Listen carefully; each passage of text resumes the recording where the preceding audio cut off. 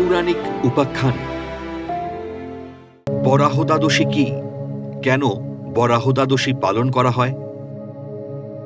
বরাহ দ্বাদশী হল ভগবান বিষ্ণুর তৃতীয় অবতার বরাহরূপে পৃথিবীতে আবির্ভাবের পবিত্র তিথি, যা মূলত বৈষ্ণব সম্প্রদায়ের মধ্যে বিশেষ ভক্তি ও নিষ্ঠার সাথে পালিত হয়।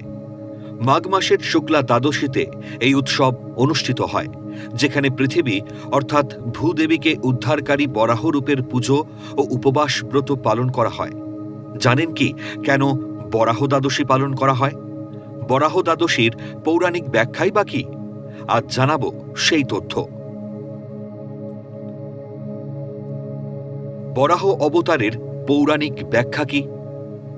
সত্যযুগে বিষ্ণুর দ্বাররক্ষক জয় ও বিজয় চতুষ্কুমারের অভিশাপে ঋষি কশ্যপ এবং দিতির দক্ষের কন্যা গর্ভে হিরণ্যকশিপু এবং হিরণ্যক্ষ অসুর রূপে জন্মগ্রহণ করলেন।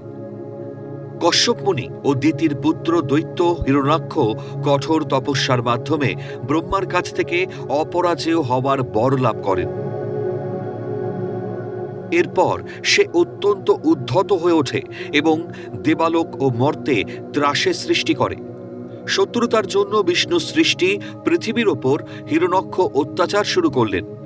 অবশেষে একদিন অসুর হিরণ্যক্ষ পৃথিবীকে ব্রহ্মলোক থেকে সরিয়ে অসুরালোকের মহাজাগতিক সাগরে নিয়ে গেলেন এবং সেখানকার গর্ভোদক সমুদ্রের তলদেশে লুকিয়ে রাখলেন। কারণ হিরণ্যক্ষ ছিল বিষ্ণুর পরম শত্রু এবং তার এই কাজের মাধ্যমে সে পৃথিবীকে ধ্বংস করতে চেয়েছিল। হিরণ্যক্ষ চেয়েছিল পৃথিবী জলের গভীরে তলিয়ে যাক এবং সৃষ্টি রসাতলে গিয়ে অনাসৃষ্টিতে পরিণত হোক। এই কাজটি ছিল তার বিষ্ণুর সৃষ্টির ওপর নিজের ক্ষমতা জাহির করার প্রচেষ্টা। পৃথিবীর এই দুর্দশা দেখে দেবতারা বিষ্ণুর শরণাপন্ন হন। তখন বিষ্ণু বরাহ শুয়োর রূপে পৃথিবীতে অবতীর্ণ হন এবং হিরণ্যক্ষের সাথে যুদ্ধ শুরু করেন। হিরণ্যক্ষ ও বরাহের মধ্যে 1000 বছর ধরে যুদ্ধ চলে। অবশেষে বরাহরূপী বিষ্ণু হিরণ্যক্ষকে পরাজিত করে ও তার ধারালো দাঁত দিয়ে পেট চিরে হিরণ্যক্ষকে বধ করেন। এরপর বরাহ তার বিশাল দাঁতের ওপর ধারণ করে পৃথিবীকে সমুদ্রের গভীর থেকে ওপরে তুলে আনেন এবং স্বস্থানে পুনঃস্থাপন করেন। এইভাবে বরাহ অবতার পৃথিবীকে রক্ষা করেন এবং সৃষ্টিকে পুনঃপ্রতিষ্ঠা করেন।